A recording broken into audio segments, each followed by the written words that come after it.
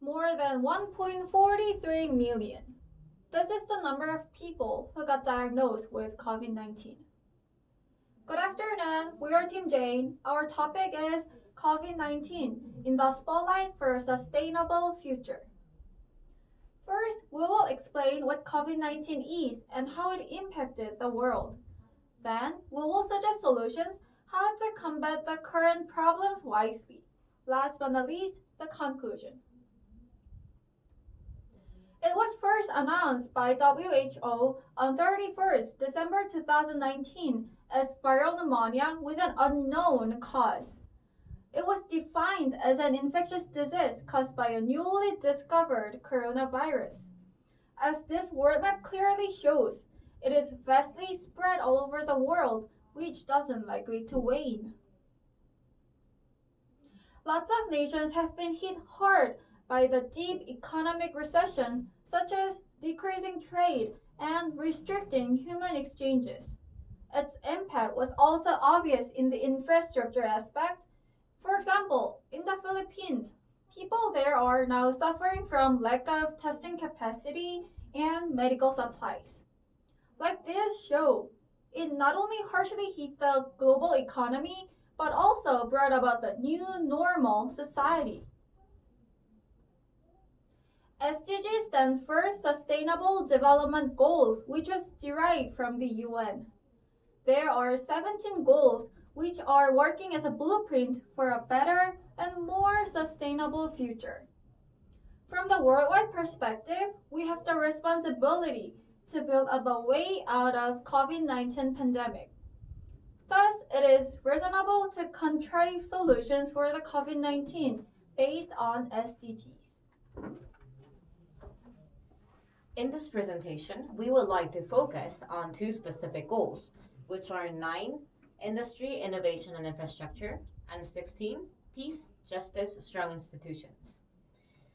In this crisis, it has been revealed how the global economy can be vulnerable to disruption. Economic resilience can be reached by using innovative measures to develop non-contact industrial models or by reducing the risks of international trade with flexible contracts or multilateralizing trade parties. The responses to COVID-19 of different countries has highlighted the importance of medical infrastructure. As seen in the relatively successful case of South Korea's medical insurance, it is vital for governments to ensure that the general public has access to medical help quickly and easily in order to control the spreading of a disease. Also, quick information exchange between medical institutions and governments is important.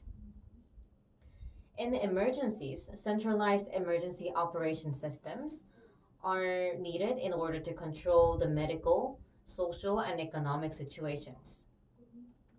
Also, governments need to allocate sufficient budget as emergency reserve because elongated emergency situations can threaten social stability. Quick response systems need to be built, as in the case of South Korea's Center for Disease Control.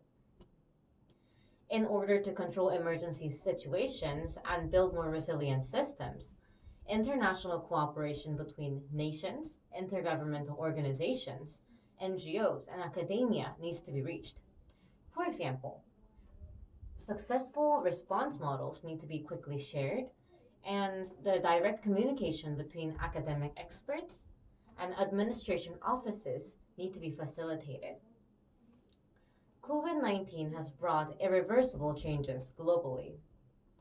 In this presentation, we have looked into what changes have been made and what changes need to be made. In the process of overcoming this crisis, we also need to look for positive changes that can be made.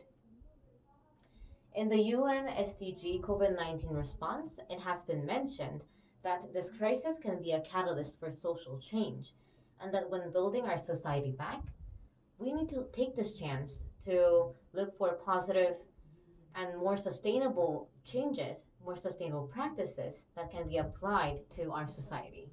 Thank you.